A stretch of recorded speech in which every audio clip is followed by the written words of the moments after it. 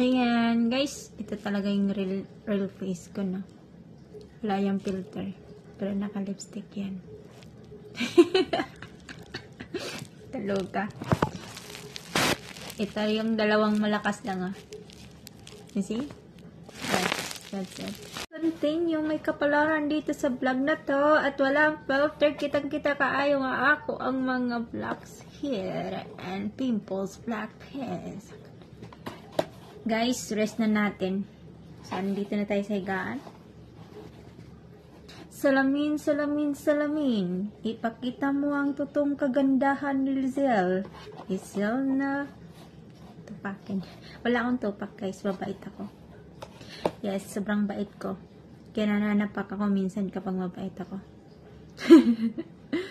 Oh, see? But anyway. Ganito lang yun. Paano ba?